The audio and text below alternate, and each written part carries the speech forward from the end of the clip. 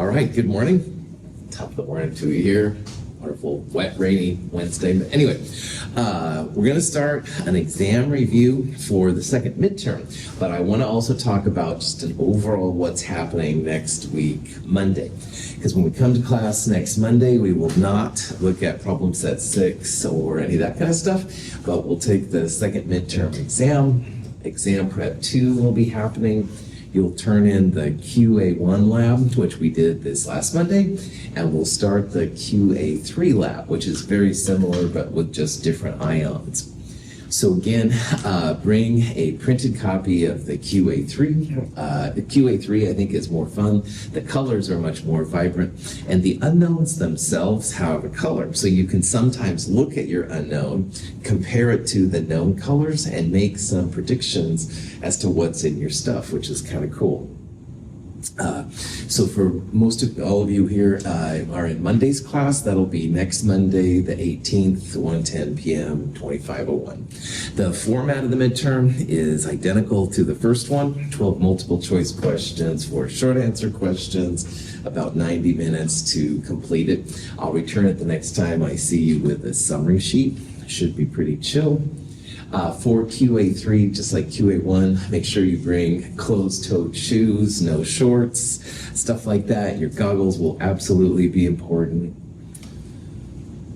Exam prep worksheet 2 is like exam prep 1. It's single-page, double-sided, questions given, the answers given. Show your work, how you go from the question to the answer.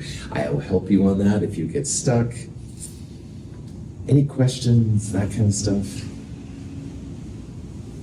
All right, fantastic. So this midterm is over chapters 15 and 16, the solubility and the electrochemistry things. So we'll go through some example questions from both of those. And of course, if you have questions at any time, just let me know, no problem. But without further ado, let's get into this. This first question is just kind of an overall idea. Will a precipitate happen? Will you see a solid form? And this is just good old potassium chloride as well as lead to nitrate. So I'd like you to make a prediction as to yes or no. If you don't know, it's okay too. We'll talk about it in just a second.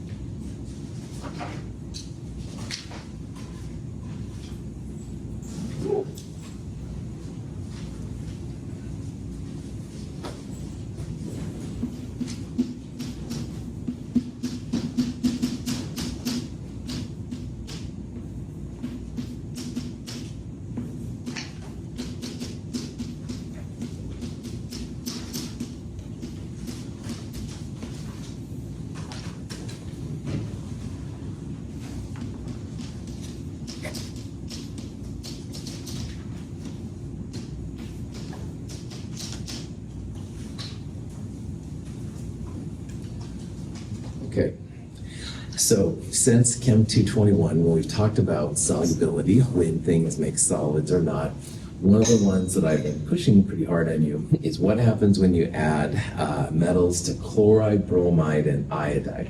And most of the time, all right, they're aqueous.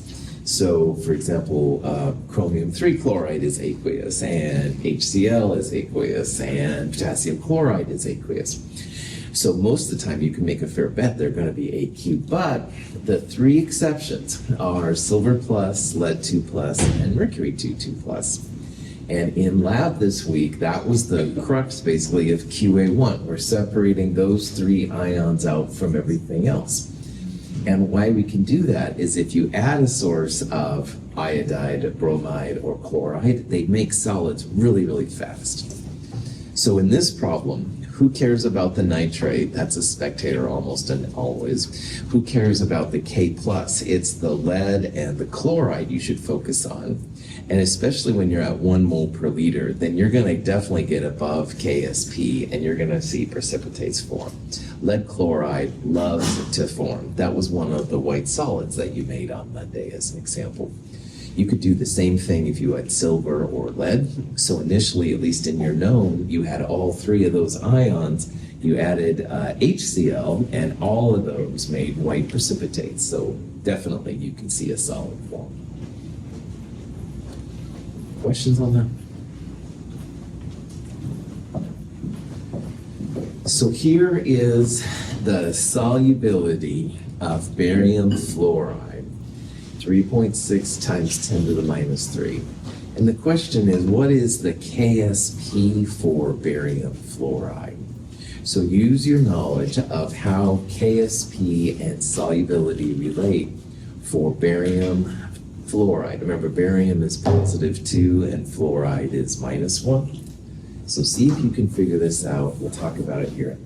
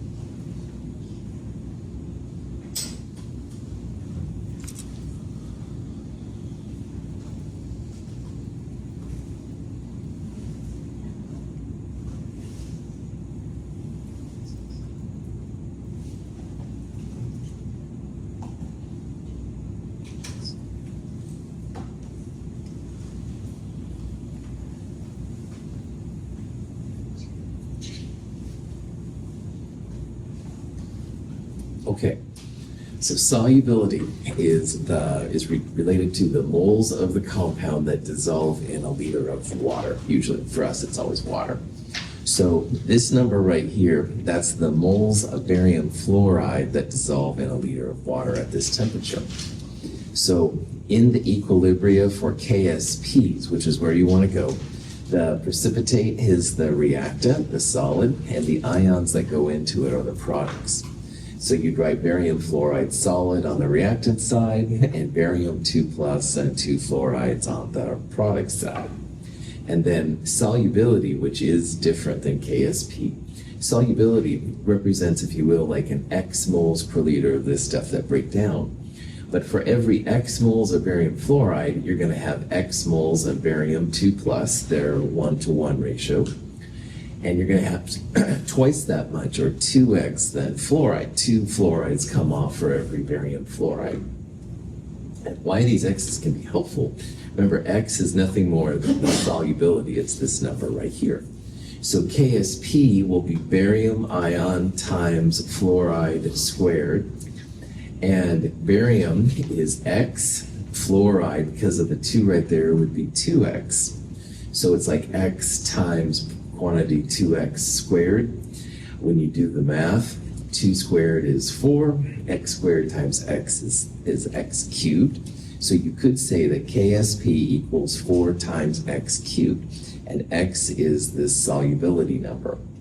So if you take this number, take it to the 3rd power, and then multiply it by 4, you should get 1.9 times 10 to the minus 7. So a couple of things about this problem. Solubility is different than KSP. They're not the same number, all right? So this number would not be the KSP and stuff. They're different, all right? This number, the solubility, that's the moles of the compound that break down, that go into ions per liter of water. So you can make then these relationships. I use X, you could use omega, whatever, doesn't matter. But it's X and 2X in this case. And because you also square the 2x, it becomes like 4x cubed. Any questions on that? KSP has a lot more uses than just finding solubility, so that's why I think KSP values are given. But you can't find solubility from it, or you calculate KSP from solubility, jazz like that. Remember, anytime K is less than 1, you're going to have a lot of reactant, and reactants and KSPs are always the solids. So all K is less than 1, you're going to see a precipitate form. Questions? Any of this kind of stuff? So here's a question that is, if you know the trend, makes this pretty chill. This one says, which one has the greatest molar solubility in water at this temperature? And here's 3 different lead compounds. So see if you can figure out which of those would have the greatest solubility. Now, technically, solubility is this X right here, and I'm giving you KSP values. But if you remember the trend, you don't really probably have to do that. We'll talk about this in a second.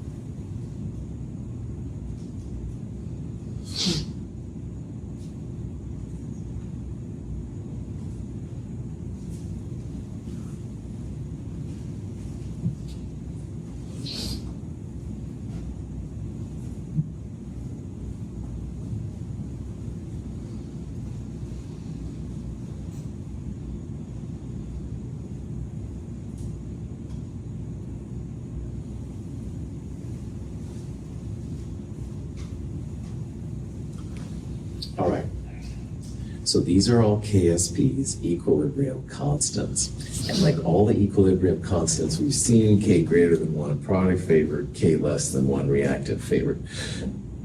Excuse me, these are all reactant favored. They're all much smaller.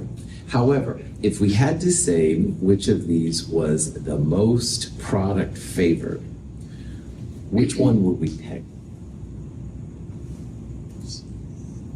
C, that's right. The biggest K, even though this is really small, but the biggest K would be the most product favored. This, on the other hand, would be the least product favored. This would be the most reactant favored. This would be the least reactant favored, stuff like that. Does everybody understand that? Cool. Now, why that's cool is that solubility, all right, you want to have the biggest solubility. You want to have the most things dissolved per liter, all right? And solubility, as we've seen, is related to KSP. Now here it was KSP equals 4x cubed, but the solubility, as it went up, the KSP went up, and vice versa. So for greatest solubility, you just want the greatest K, all right? So that's the PbSO4. If you calculate solubility, all of these are 1-to-1 complexes, like 1 lead, 1 carbonate, 1 lead, 1 sulfide, stuff like that. So if you took the square root of those KSPs, you'd find the solubility, and you can absolutely do that. But I promise the biggest KSP is going to give you the biggest solubility. So this one dissolves in water the most of those three. That's what a greatest solubility is. I could have asked which one has the least molar solubility. Then you'd look for the smallest KSP. This one doesn't dissolve hardly at all compared to these two, all right? It'll be a much smaller number, definitely related to this one and stuff. So KSP goes up, your solubility goes up. KSP goes down, your solubility goes down. And technically, you should take square roots and stuff like that, but honestly, 99% of the time, it's KSP that dictates it. So biggest KSP, most soluble, smallest KSP, least soluble, stuff like that. Is that cool?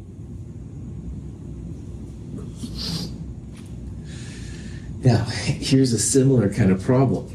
All right, we're adding slowly a source of calcium ion to a combination solution that has both sulfite, SO3 minus 2, and sulfate, SO4 minus 2. And the question is here, which one precipitates first? If you use the ideas we just talked about as to greater than, less than, you can figure this out. So you want the smallest amount of ion that's going to make a solid. That's what it's asking for.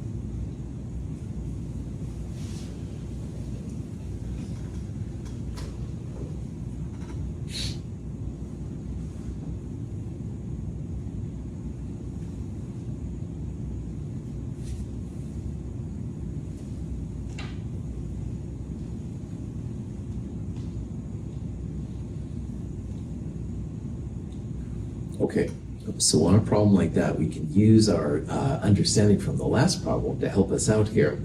And again, what that means is literally look at KSPs. And smaller KSP will be less soluble, all right? It's gonna make a precipitate first.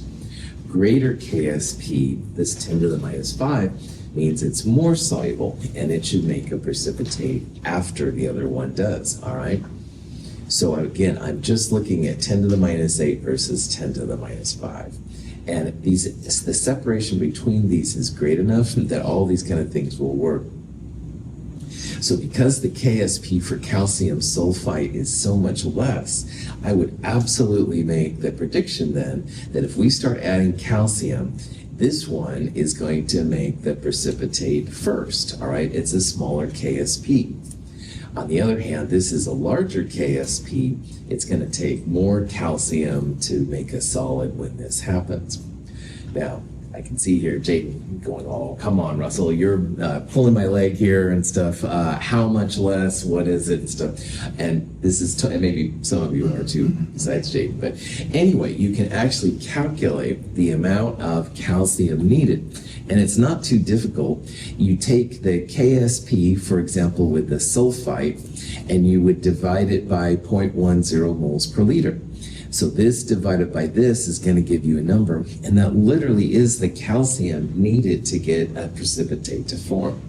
And you can do the same thing for the sulfate. This number now divided by 0.30, that'll give you some value, and that'll be the calcium required to make that thing precipitate out.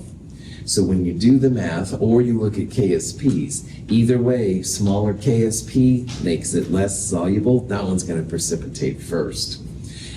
I don't believe you, Dr. Russell. Fine. Here's the KSPs divided by their respective concentrations of sulfite and sulfate.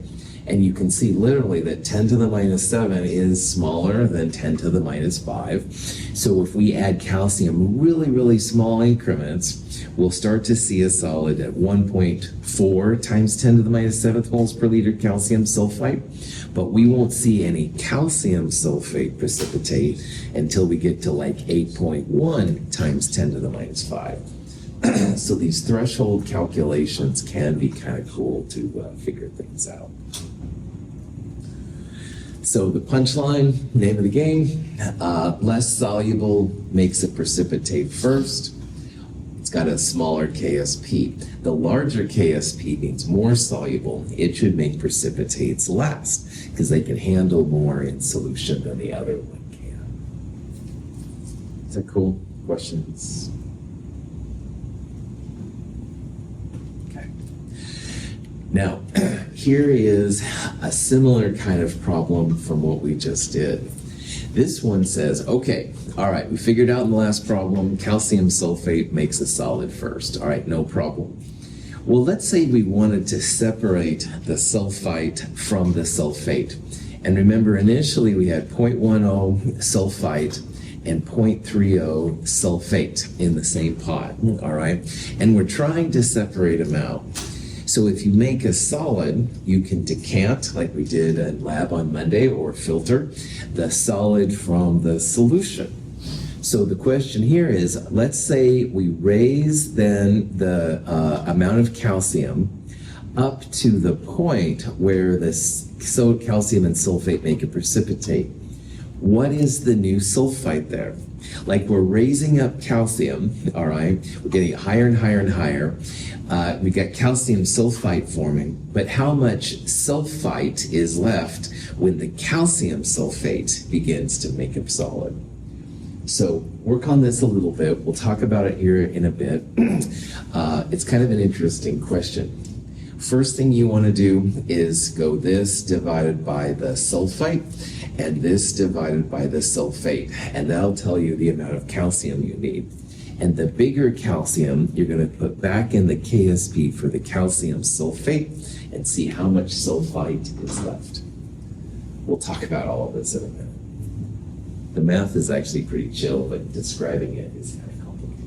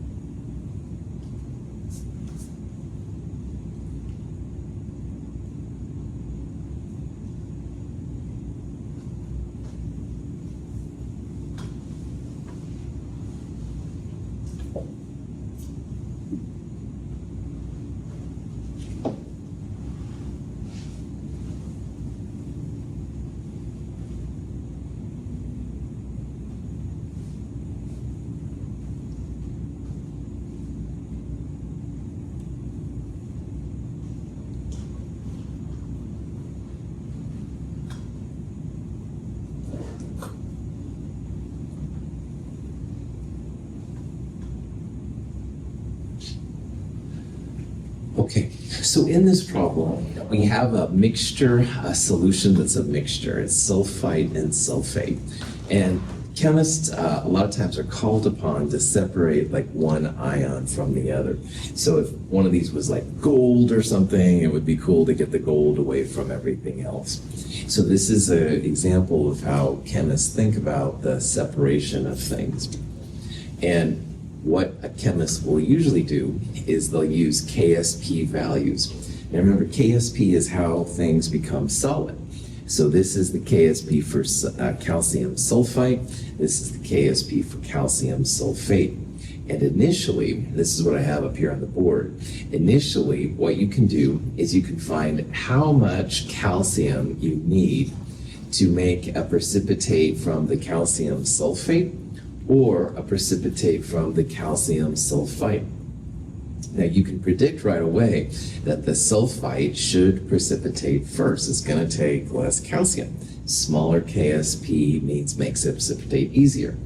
And the answers here that I have are 8.0 times 10 to the minus 5 versus 1.3 times 10 to the minus 7. Well, 10 to the minus 7 is quite a bit smaller than 10 to the minus 5.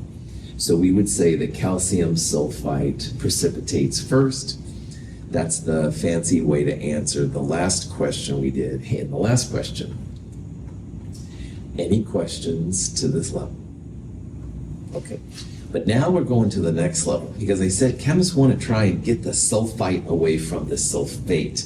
And if you could get down the molecular level, you could pull the sulfates out and stuff like that. There'd probably be 10 to 23rd of them, but we won't go there. Anyway, but unfortunately we can't do any of that because this is such a big quantity and stuff.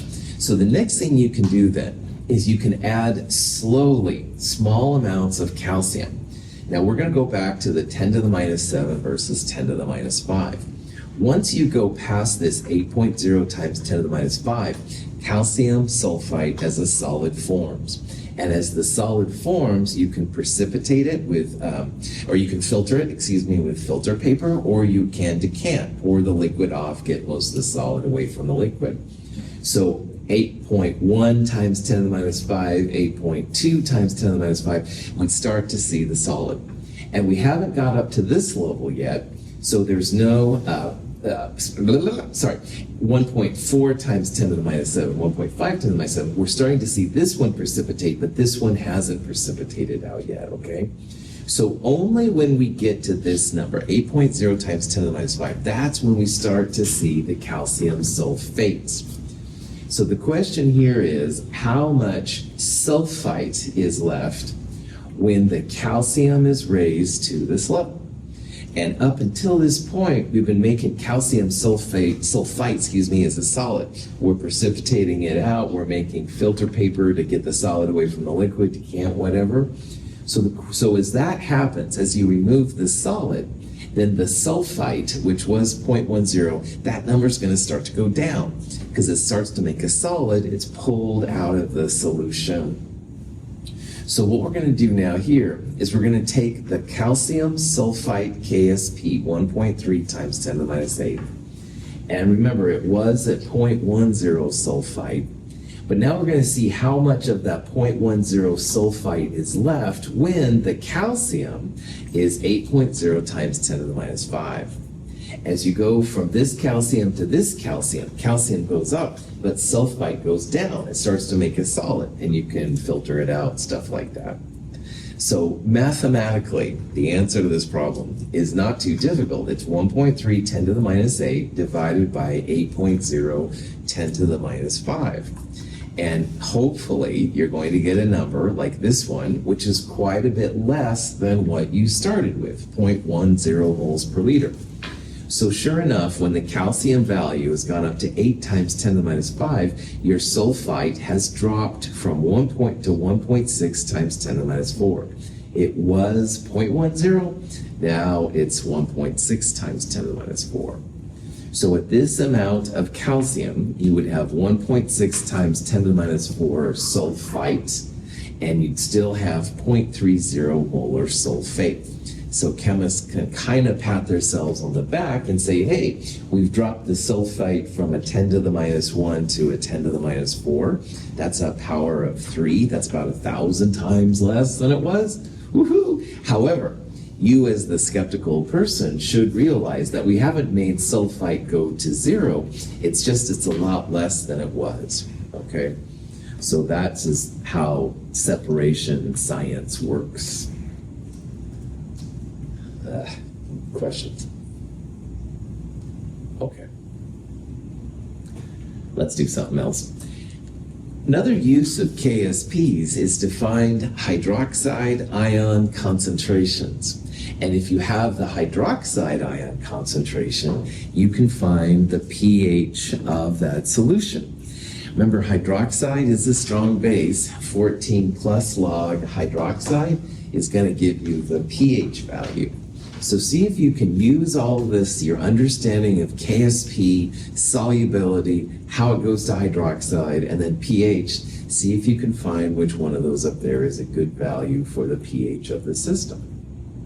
We'll talk about it here in a little bit.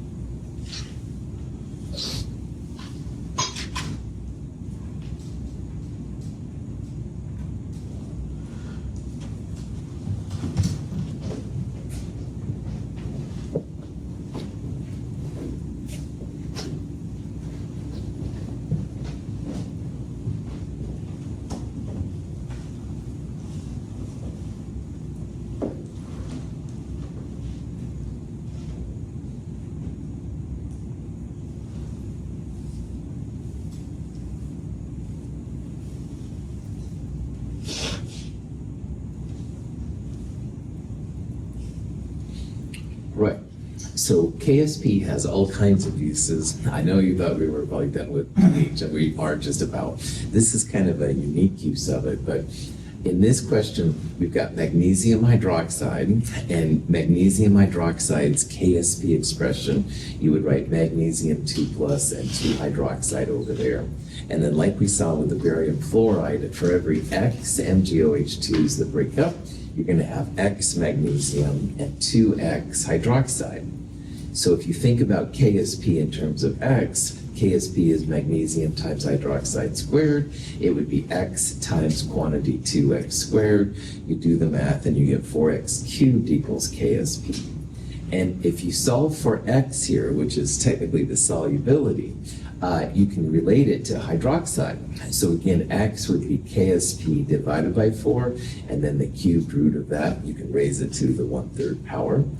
That's going to be some number. And then hydroxide, you can see here, is twice that number, 2 times X. So whatever the solubility is, multiply it by 2, and that'll be your hydroxide. So then 14 plus log of that number will give you the pH, and you should be good to go. Now, remember that pH values that are basic, which is what hydroxide is, not going to be acidic. So A and D would be flat out. It's probably going to be B, C, or E. Throw that all in your calculator, comes out to be answer C. So here's the KSP equals 4X cubed part.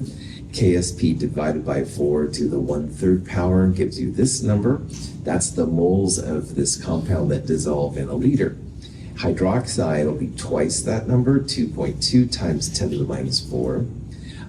What I would do probably myself is I would go 14 plus log of this number to get 10.35.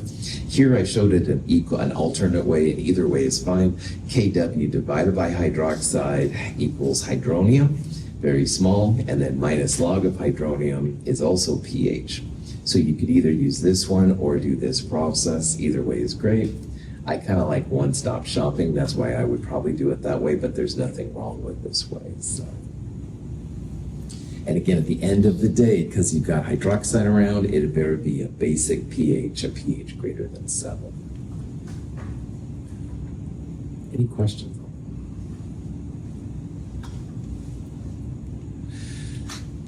This is another kind of question you might run into. You're adding some lead and chloride together. Now, as we talked about at the very beginning here, chloride and bromine and lead automatically make solids, but there is a threshold, all right? Under normal conditions, you'd see the solid readily. However, if with these conditions, the question is, are you going to see a precipitate? So what I would do here is I would probably solve for Q. Q is going to be just like K, but you'll get a number for Q. If Q is greater than KSP, a solid will form. If Q is less than KSP, you won't see a solid. So see if you can make a prediction. We'll talk about it here in a little bit. There's more ways to do it than my Q value too.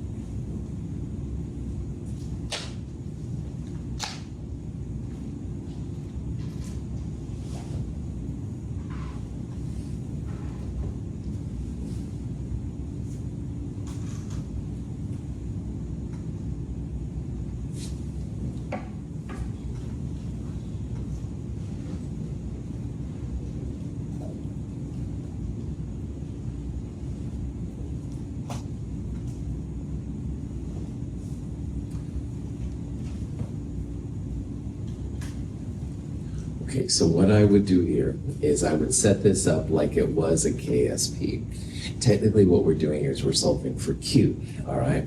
Q and K look just the same. So Q here would be lead times chloride squared. So I put in here this number for lead, chloride 0.010 squared, and see what that value comes out to be. I would compare it to this number, excuse me. So if Q is greater than that number, you will see a solid. If Q is less than that number, you won't see a solid. Q could equal K. I've never seen that, but people talk about that's when you're at the threshold, but hey, don't worry about that. It's almost always less than or greater than. So in this case, when I did it, Q came out to be 1.2 times 10 to the minus 7, all right? And that number is less than K. So that means then that because Q is less than K, you won't see a solid. Now, usually lead and chloride come together like hotcakes and they make solids easily. But these values are so small that it's under the threshold. So you could actually not see a precipitate, even though we've talked about this since Chem 221, how those do come together and make a solid. Questions?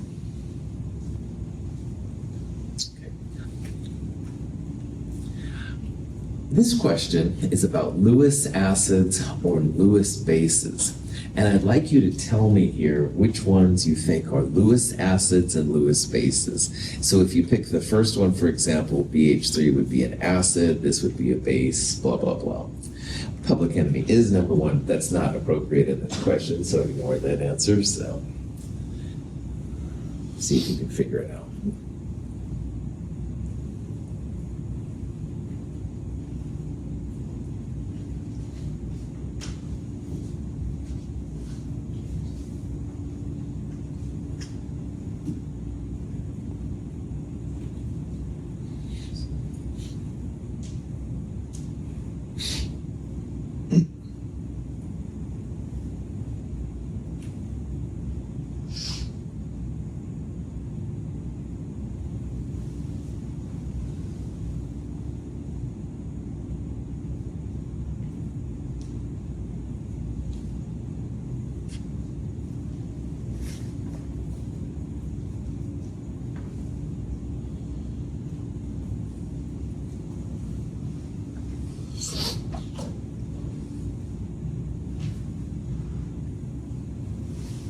Cool.